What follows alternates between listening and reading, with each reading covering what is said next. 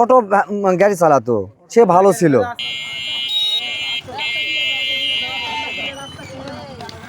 বাড়তে ভয় গেল সরকার থেকে কিছু পারে উদ্ধার হলো এখন যে ক্ষতি হয়ে গেছে আসলে অপূরণীয়, এটা পূরণ করার মতো নয়। খুবই অল্প বয়স, একেবারে 22 থেকে 23 বছরের যুবক আমরা দেখছিলাম। গতকাল উনি আমার দোকান থেকেই ক্যারাম খেলে হয়তো জানি মোবাইলে আছে ভাড়ার জন্য, উনি আমার এই দোকান থেকে চলে গেছে। যাই এই মনে করেন এক ঘন্টা পরে আমরা এই খবরটা পাই।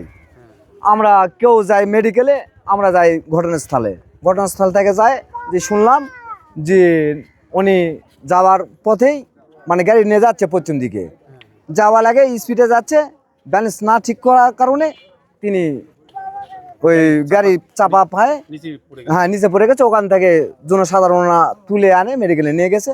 আমরা ওই লাস্টে চেয়ারম্যান মেম্বারের সাথে কথা বলে আমরা গাড়িটা উদ্ধার করে নিয়ে আসি। একডালা গ্রামের ঘটনা গতকাল রাতে ঘটেছে। গতকাল রাত 8:30টার দিকে ভ্যান চালিয়ে সংসার জীবিকা চালাতেন। এই সেই অটো চার্জারটি না, এটা এই যে এখানে আমরা দেখছি একটা অটো চার্জার। এই অটো চার্জার নিয়ে গেছিল ভিতরে আরেকটা। ও আচ্ছা, অন্ধকার মানে কয়টা চার্জার ভিতরে একটা আছে অটো চার্জার। দেখি আমরা একটু অটো চার্জারটি একটু দেখাই। এই অটো চার্জারটি গতকালকে নিয়ে গিয়েছিল, এটি উল্টে যায়। হ্যাঁ আচ্ছা ঘুমাক বাচ্চা ঘুমাক। সবাই আপনজন এসেছে, অভাবী পরিবার, দরিদ্র পরিবার, সবে মাত্র মনে হয় স্বপ্ন দেখছিল, একটু বাড়িঘর করার চেষ্টা করছিল, কিন্তু এই দুর্ঘটনা সব কেড়ে নিয়েছে, তাই না? এইটা বাড়ি একই বাসা, বড় ভাই এটা ছোট ভাই। এখন তো গোটা অঞ্চল স্ত্রী আছে, স্ত্রী তো একদম ছোট বাচ্চা আছে, আবার গাড়ি ভাই আবার বাচ্চাও আছে, এরা হচ্ছে। তো এখন এটাতে সব মিলে এই শোক সামলানোর মতো আসলে ক্ষমতা নাই। এই আর কি, হ্যাঁ সবাই এখন সহযোগিতা করতেছে আর কি। ছেলের সাথে লাস্ট কবে কথা হয়েছিল? কালকা কথা হয়নি, কালকাই বাবা রোড অ্যাক্সিডেন্ট করে মারা গেছে। বাবার সাথে কথাই হয়নি। এই ছেলে এটা হচ্ছে দ্বিতীয়? হ্যাঁ, ছোটর আগে মারা গেছে, এখন 1 বছরই হয়নি, তাতে বাচ্চা বা মূল্য। গাড়ি কোনো ওই ব্যাটারি খুলে নেওয়া এগুলো? না, ব্যাটারি কোনো খুলে লাইনি, কিন্তু ব্যাটারি পানি নিয়ে গেছে, পড়ে গেছে আর কি। হ্যাঁ ব্যাটারি পড়ে গেছে, লুকুন গ্লাস ভাঙে গেছে এই আর কি। নতুন গাড়ি? হ্যাঁ নতুন তেমন না, আবার নতুনের মতনই আর কি।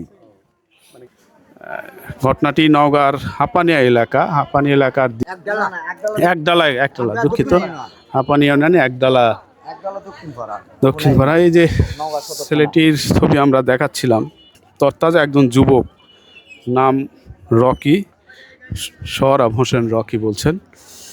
যাক, পরিবারের, সরকারের সবাই সহযোগিতা কামনা করছে, যদি আর্থিক কোনো সহযোগিতা, এবং ঘটনার পিছনে প্রকৃত ঘটনাটি যদি অন্য কোনো উদ্দেশ্য থাকে সেটিও যেন খতিয়ে দেখে তার বিচার দাবি করছেন।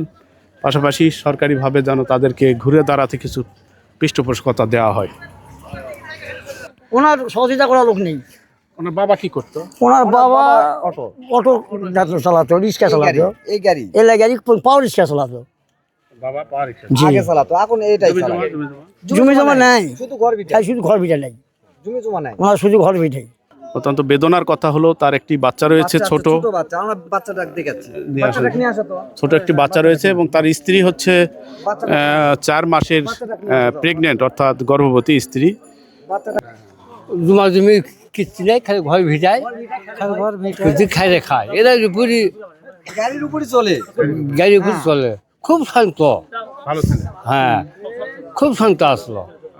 আমরা যা হই আমাকে সাথে যা কি করে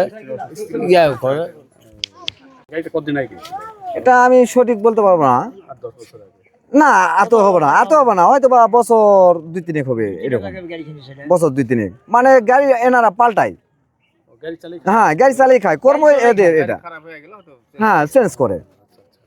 মানে পরিবারটা এখন তো একটা অসহায় হয়ে গেল না? আপনি একদম অবস্থা খারাপ, পরিবার থেকে শোকে মানে মাতম হয়ে গেছে মানে পরিবারের এই যে ক্ষতিটা কি, প্রথম বাচ্চা কেমন বললেন যে? খুব ভালো ছেলে আসলে, এখন যে ক্ষতি হয়ে গেছে আসলে অপূরণীয়, এটা পূরণ করার মতো নয়। বাঁচতে ইতি ভয় গেল, সরকার থেকে আর কিছু পারে উদ্ধার হলো এই